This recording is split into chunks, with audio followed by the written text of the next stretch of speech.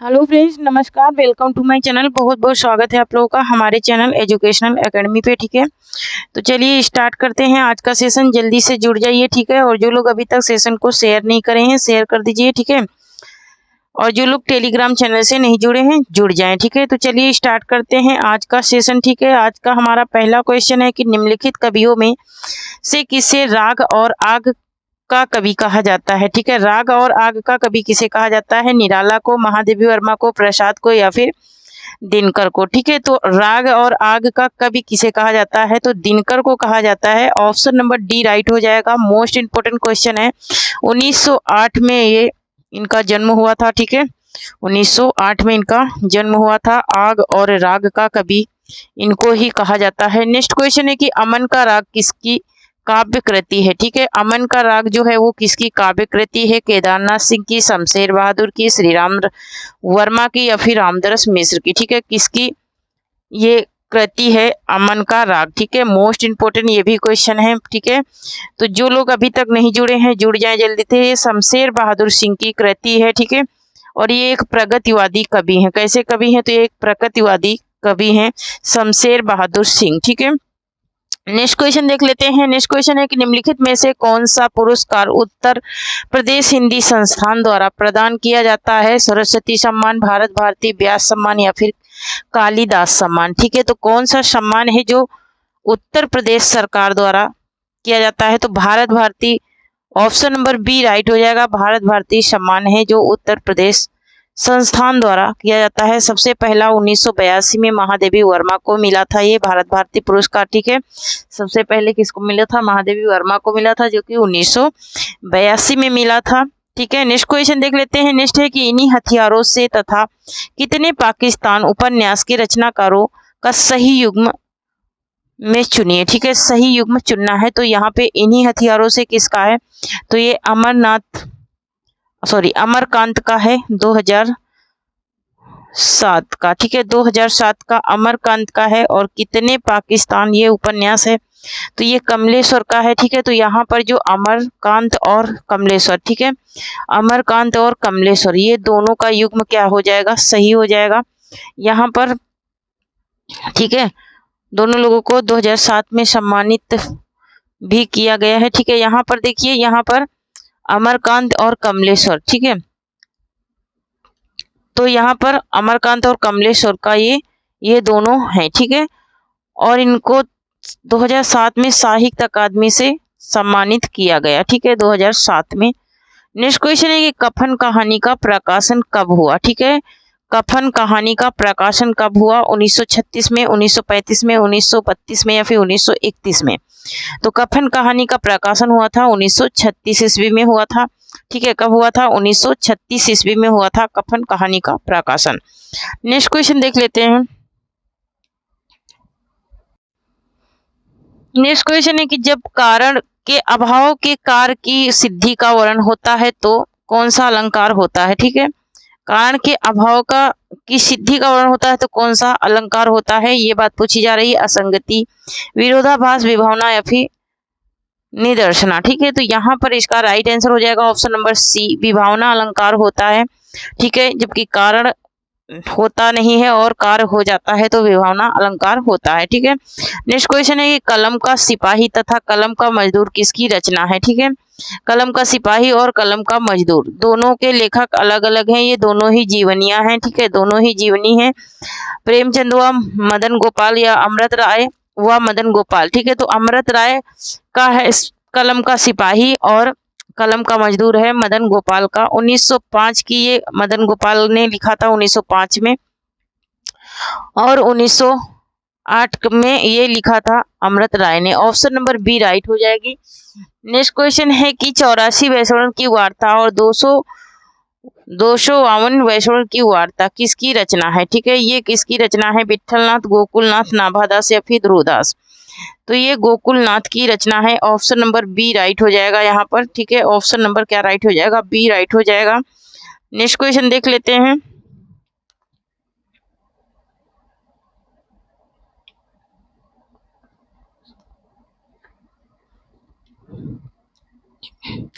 Next question है कि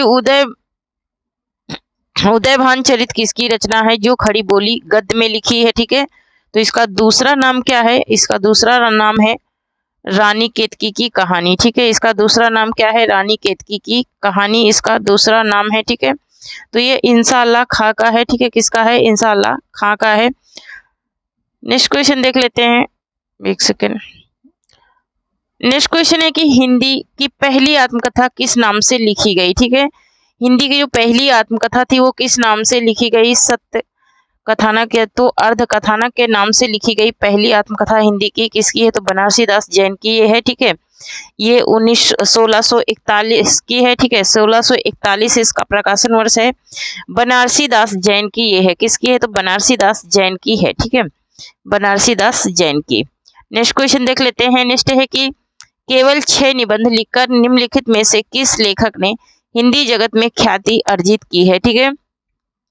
केवल 6 निबंध लिख करके कौन सा लेखक ऐसे हैं जो ख्याति अर्जित कर लिए हैं, तो सरदार पूर्ण सिंह, ठीक है। कौन है, सरदार पूर्ण सिंह है। ऑप्शन नंबर बी यहाँ पर राइट हो जाएगा। नेक्स्ट है कि निम्नलिखित में से एक कृति एक प्रसिद्ध साहित्यकार के जीवन पर आधारित उपन्यासात्मक जीवनी है, वो कौन सी है, शेखर एक जीवनी, आवारा मसीहा, या फिर गुड़िया भीतर गुड़िया, या फिर अन्य से अन्यासक। तो ये कौन है, आवारा मसीहा है, 1974 की है, ठीक है। जो कि आवारा मसीहा है शरद चंद्र की जीवनी पर ये आधारित है। अन्य से अनन्या किसका है, प्रभा खेतान का है, ठीक है। गुड़िया भीतर गुड़िया मैत्रेयी पुष्पा का है। शेखर एक जीवनी अज्ञे का है, ठीक है। तो ये किसका है, ये अज्ञे का है, शेखर एक जीवनी, है ना। तो सारे क्लियर हो गए, चारों के चारों क्लियर हो गए। अज्ञे का है ये उपन्यास है, शेखर एक जीवनी। नेक्स्ट क्वेश्चन देख लेते हैं। नेक्स्ट है कैलाश वाजपेयी की साहित्य अकादमी पुरस्कार से सम्मानित काव्य कृति है, ठीक है। इनको साहित्य अकादमी से किस कृति पर सम्मानित किया गया था कैलाश वाजपेयी को, देहात से हटकर, महास्वप्न के मध्यांतर, या फिर हवा में हस्ताक्षर, या फिर पृथ्वी का कृष्ण पक्ष, ठीक है। इनको हवा में हस्ताक्षर 2009 में, ठीक है, 2009 की इनकी रचना है। नेक्स्ट क्वेश्चन है कि अपने अपने पिंजरे आत्मकथा के लेखक हैं, ठीक है। अपने अपने पिंजरे किसका है, तो ये 1995 की रचना है, ठीक है। 1995 की रचना है अपने अपने पिंजरे। ये आत्मकथा है, ये मोहनदास नेमिष राय की है, ठीक है। मोहनदास नेमिष राय की है। ऑप्शन नंबर बी राइट हो जाएगा। ओम प्रकाश वाल्मीकि का क्या है, जूठन है, 1997 का है इनका, ठीक है। जूठन इनकी है, 1997 की इनकी आत्मकथा, ठीक है। नेक्स्ट क्वेश्चन है कि मुकरी लिखने का सर्वप्रथम प्रयास किस कवि ने किया था, ठीक है। तो अमीर खुसरो ने किया था। ऑप्शन नंबर सी राइट हो जाएगा। अमीर खुसरो ने मुकरी लिखने का सर्वप्रथम सबसे पहले प्रयोग किया था। नेक्स्ट क्वेश्चन देख लेते हैं।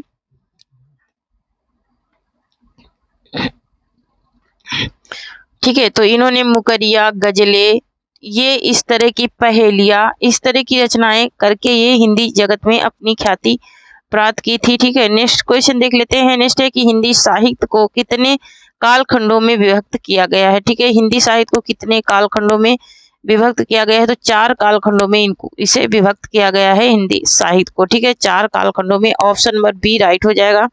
नेक्स्ट है कि निम्नलिखित में से किसे हिंदी बाल साहित्य का जनक माना जाता है, ठीक है। हिंदी के बाल साहित्य का जनक किसे माना जाता है, जो बाल कविताएं सबसे ज्यादा लिखते थे, ठीक है। और बालकों के ऊपर या फिर छोटे बच्चों के ऊपर कहानी लिखने वाले को ही बाल साहित्य सबसे ज्यादा कहते हैं। तो रामनरेश त्रिपाठी ने सबसे ज्यादा कार्य किया है बाल साहित्य के मामले में, ठीक है। तो बाल साहित्य किसका, रामनरेश त्रिपाठी का, ठीक है। नेक्स्ट क्वेश्चन देख लेते हैं। नेक्स्ट है कि आचार्य रामचंद्र शुक्ल ने प्रथम उत्थान का समय कब से कब तक निर्धारित किया है, ठीक है। तो इन्होंने कब से कब तक निर्धारित किया है प्रथम उत्थान का समय, ये पूछ रहा है। तो यहाँ पर इसका राइट आंसर क्या हो जाएगा, प्रथम उत्थान की बात हो रही है तो 1868 से 1800, ठीक है। नेक्स्ट क्वेश्चन देख लेते हैं। नेक्स्ट है कि हिंदी भाषा का प्रथम प्रामाणिक ग्रंथ कौन सा है, ठीक है। प्रथम प्रामाणिक ग्रंथ की बात हो रही तो प्रथम प्रामाणिक ग्रंथ है इनका कौन सा, ऑप्शन नंबर सी राइट हो जाएगा। यहाँ पर ऑप्शन नंबर सी राइट हो जाएगा। पृथ्वीराज रासो है, कौन सा है, तो पृथ्वीराज रासो है इनका प्रथम प्रामाणिक ग्रंथ। नेक्स्ट क्वेश्चन देख लेते हैं। सूरसागर के रचयिता कौन है, ठीक है। तो सूरसागर के रचयिता कौन है, विद्यापति जयदेव। तो यहाँ पर सूरदास हैं, ऑप्शन नंबर डी राइट हो जाएगा, ठीक है। नेक्स्ट क्वेश्चन है कि तुलसी की भक्ति भावना किस प्रकार की थी, तुलसी की जो भक्ति भावना थी वो किस प्रकार की थी, ये बात पूछी जा रही है। तो यहाँ पर इसका राइट आंसर हो जाएगा दास्य भाव की थी। कैसी भाव की थी? दास्य भाव की थी। और सूरदास की सखा भाव की थी। नेक्स्ट क्वेश्चन है कि तुलसीदास द्वारा रचित रामचरितमानस में कांड है, ठीक है। तो तुलसीदास द्वारा रचित रामचरितमानस में 7 कांड है टोटल। अरण्य कांड, सीता कांड नहीं है उसमें, ठीक है। अरण्य कांड, बाल कांड, अरण्य कांड, लंका कांड, ठीक है। तो यहाँ पर अरण्य कांड जो है ये है, वनर कांड ये नहीं है, लंकेश कांड नहीं है, और सीता कांड नहीं है। यहाँ पर अरण्य कांड जो है ये अरण्य कांड ये है रामचरितमानस का कांड, ठीक है। तो पहला है बाल कांड, दूसरा है अरण्य कांड, तीसरा है लंका कांड, ठीक है, और किष्किंधा कांड, ठीक है। तो इनके ये 7 कांड है टोटल। नेक्स्ट क्वेश्चन देख लेते हैं। गोस्वामी तुलसीदास का निधन वाराणसी के किस घाट पर हुआ था, ठीक है। तो इनका निधन किस घाट पे हुआ था? तो 80 घाट पे हुआ था तुलसीदास का निधन। तुलसीदास की जो मृत्यु हुई थी वो 80 घाट पर हुई थी। नेक्स्ट क्वेश्चन है कि सूफी संतों की शैली है, ठीक है। सूफी संतों की शैली कैसी है? तो सूफी संतों की शैली मसनवी शैली है। ऑप्शन नंबर बी राइट हो जाएगा। नेक्स्ट क्वेश्चन है कि कौन सी रचना तुलसीदास जी नहीं है, ठीक है। तुलसीदास जी की नहीं है कौन सी रचना?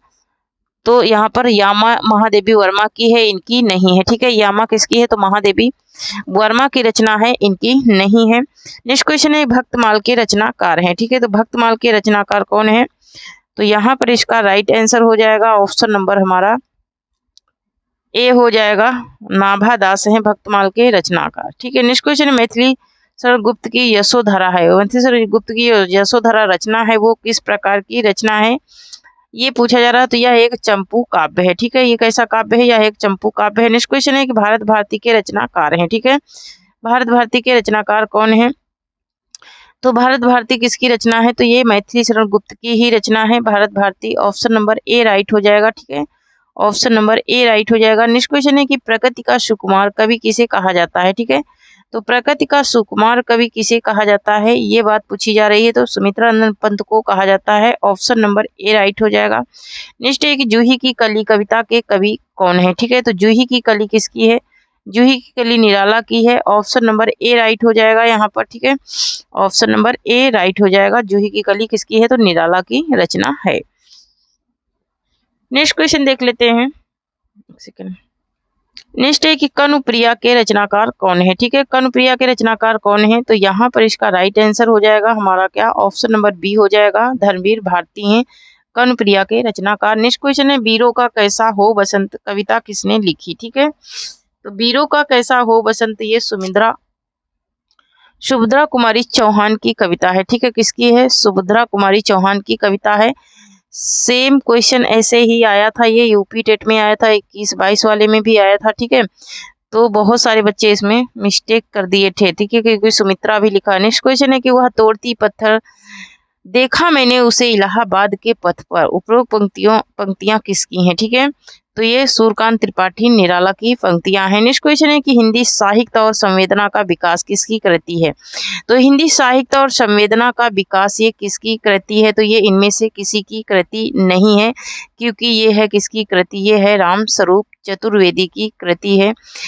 नेक्स्ट क्वेश्चन है कि चिंतामणि किसका निबंध संग्रह है, ठीक है। चिंतामणि किसका निबंध संग्रह है, ये बात पूछी जा रही है। तो यहाँ पर इसका राइट आंसर हो जाएगा option number C, Ramchandra Shukla का ये निबंध संग्रह है चिंतामणि, जो कि 4 भागों में विभक्त किया गया है। कितने भागों में? 4 भागों में ये विभक्त किया गया है चिंतामणि, ठीक है।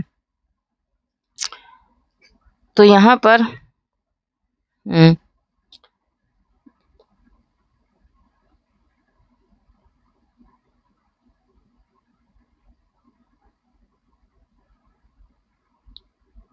नेक्स्ट क्वेश्चन है कि हिंदी में रिपोर्ताज विधा का जनक किसे माना जाता है, ठीक है। रिपोर्ताज विधा का जनक किसे माना जाता है? तो यहाँ पर ऑप्शन नंबर सी राइट हो जाएगा, शिवदान सिंह चौहान को माना जाता है। नेक्स्ट क्वेश्चन है कि साहित्य अभिव्यक्ति जीवन की अभिव्यक्ति है, यह कथन किसने कहा है, ठीक है। यह कथन किसका है, ये पूछ रहा है। डॉक्टर नागेंद्र का, भवानी प्रसाद मिश्र का, प्रेमचंद का, या फिर आज्ञे का? किसका ये कथन है? साहित्य आत्मव्यक्ति है, तो ये डॉक्टर नागेंद्र का कथन है। नेक्स्ट क्वेश्चन है कि मर्यादा और टुंडे के संपादक थे। मर्यादा और टुंडे के संपादक कौन थे, ये पूछा जा रहा है। ये दोनों पत्र हैं, इनके संपादक का नाम पूछा जा रहा है।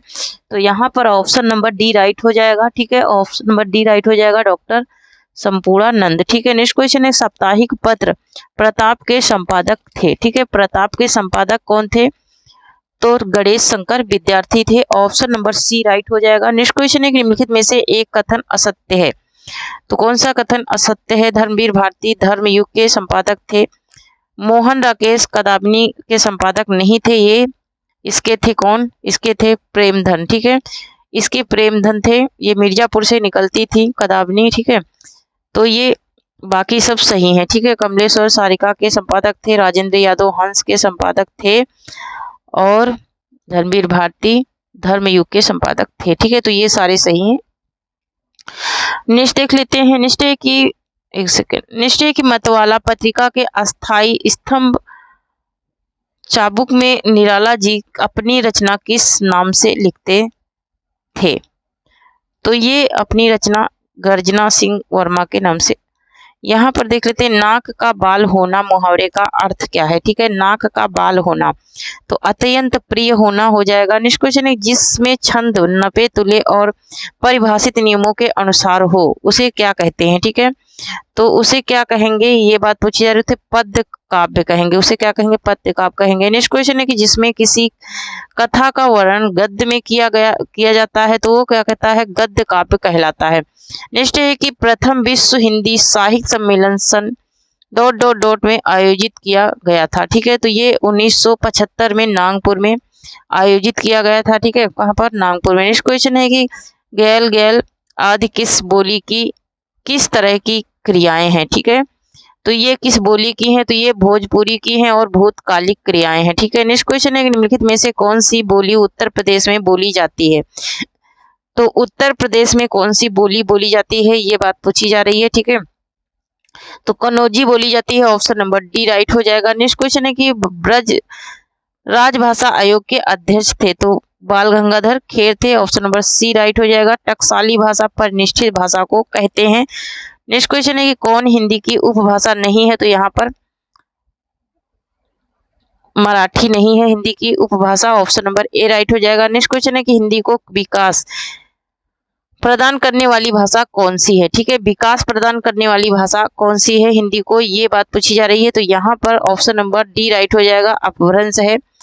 नेक्स्ट क्वेश्चन है कि उत्तर प्रदेश सरकार द्वारा वर्ष 1947 में गठित देवनागरी लिपि सुधार समिति के अध्यक्ष कौन थे, तो अध्यक्ष कौन थे, तो थे आचार्य नरेंद्र देव थे। नेक्स्ट देख लेते हैं। नेक्स्ट है कि आधुनिक भारतीय आर्य भाषाओं के उदय के पूर्व आर्य भाषा का कौन सा रूप विद्वान था। ठीक है, तो आर्य भाषा का कौन सा रूप विद्वान था, ये बात पूछी जा रही। तो आर्य भाषा का जो रूप विद्वान था वो था पाली प्रकट।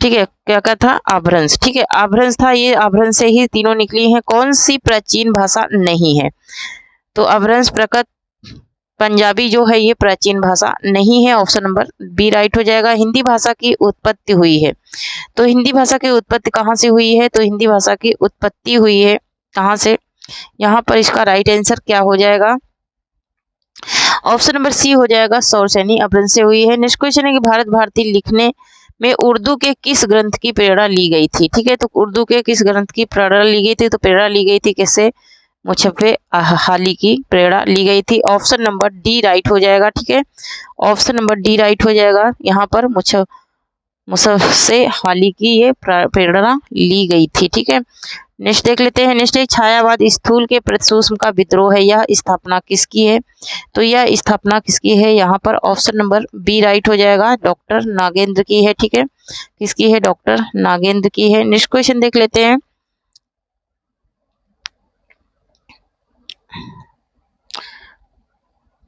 एक सेकंड, तो यहाँ पर किस शब्द की वर्तनी शुद्ध है। ठीक है, कौन सा शब्द है जो शुद्ध वर्तनी वाला है, ये पूछा जा रहा है। तो यहाँ पर अधीन, व्यवहारिक, तो यहाँ पर अत्यधिक जो है ये शुद्ध वर्तनी में लिखा है। ऑप्शन नंबर डी राइट हो जाएगा। ठीक है, अधीन इस तरह से लिखा जाता है और मिष्ठान, है ना, व्यवहारिक है ना, तो व्यवहारिक भी गलत लिखा है, तो यहाँ पर मिष्ठान हो जाएगा ऐसे, ठीक है। तो इस तरह से हो जाएगा। नेक्स्ट देख लेते हैं, शुद्ध वर्तनी वाले शब्द का चयन कीजिए। तो शुद्ध वर्तनी वाला शब्द कौन सा है? यहाँ पर पूजनीय ऐसे लिखा जाएगा, पूजनीय गलत है। और यहाँ पर कवित्री ऐसे लिखा जाएगा, ये भी गलत है। तो यहाँ पर तपोरांत ना, तो यहाँ पर तदुपरांत होता है, ततोपरांत नहीं होता, तो अंताक्षरी क्या हो जाएगा? सही हो जाएगा। नेक्स्ट है कि व्यक्तिवाचक संज्ञा चुनिए, ठीक है। मोहन एक परिश्रमी और ईमानदार बालक है। इसमें व्यक्तिवाचक संज्ञा कौन सी है ये पूछ रहा है, ठीक है। तो यहाँ पर मोहन जो है ये व्यक्तिवाचक संज्ञा है। नेक्स्ट एक भाषा विज्ञान की दृष्टि से ऊ किस प्रकार का स्वर है, ठीक है। ऊ जो है वो किस प्रकार का है? तो ये पांच विवृत है, ठीक है। ऐसा है, पांच विवृत है, ठीक है। पांच विवृत स्वर है ये।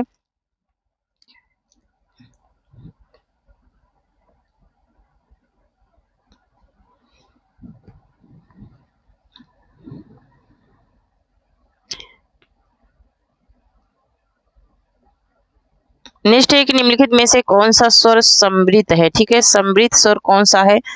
तो ई जो है ये समृद्ध स्वर है। ऑप्शन नंबर सी राइट हो जाएगा, ठीक है। ऑप्शन नंबर सी यहाँ पर राइट हो जाएगा। विद्यार्थी का सही संधि विच्छेद क्या हो जाएगा? यहाँ पर पूछ रहा है विद्यार्थी का, तो विद्याधन अर्थी हो जाएगा। ऑप्शन नंबर बी राइट हो जाएगा। नेक्स्ट देख लेते हैं। नेक्स्ट है कि सावधान का सही संधि विच्छेद है, ठीक है। सावधान का, ठीक है। तो सावधान का क्या हो जाएगा? सही संधि विच्छेद। सावधान का सही संधि विच्छेद हो जाएगा साधन अवधान, ठीक है। क्या हो जाएगा? साधन अवधान हो जाएगा। नेक्स्ट है शिक्षक ने पाठ पढ़ाया किस कारक का प्रयोग है, ठीक है। किस कारक का प्रयोग हुआ है इसमें ये पूछ रहा है। शिक्षक ने पाठ पढ़ाया, तो कर्ता कारक का हुआ है, जाहिर सी बात है कर्ता की प्रधानता है। किस शब्द में उत उपसर्ग प्रयुक्त नहीं हो किया गया है, ठीक है। उत उपसर्ग किस शब्द में नहीं है? तो अत्याधिक में नहीं है, अत्याधिक में अति उपसर्ग लगा हुआ है, ठीक है। अतिधन अधिक होता है तो अत्याधिक हो जाता है। नेक्स्ट देख लेते हैं। निसहाय में प्रयुक्त उपसर्ग है, निसहाय में प्रयुक्त उपसर्ग है निह, ठीक है। कौन सा है? निह उपसर्ग लगा है। नेक्स्ट क्वेश्चन है कि व्हाट पीपल के लेखक कौन है, ठीक है। व्हाट पीपल के लेखक कौन है? 1961 की रचना है, इसके लेखक कौन है ये पूछा जा रहा है। तो यहाँ पर इसका राइट आंसर हो जाएगा रामधारी सिंह दिनकर। नेक्स्ट क्वेश्चन है कि निम्नलिखित में से कौन सकर्मक क्रिया का उदाहरण है, ठीक है। सकर्मक क्रिया का उदाहरण कौन है? उसका सिर खुजलाता है, वह लजा रही है, बूंद बूंद से घड़ा भरता है, वह अपना सिर खुजलाता है। तो वह अपना सिर खुजलाता है। ऑप्शन नंबर डी राइट हो जाएगा। इनमें कौन वैष्णव भक्ति का आचार नहीं है, ठीक है।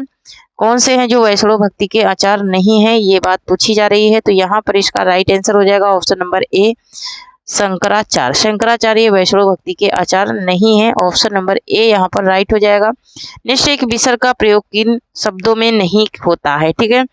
तो विसर्ग का प्रयोग जो है वो किन शब्दों में नहीं होता है? तद्भव में नहीं होता है। ऑप्शन नंबर ए राइट हो जाएगा, तद्भव शब्दों में नहीं होता है।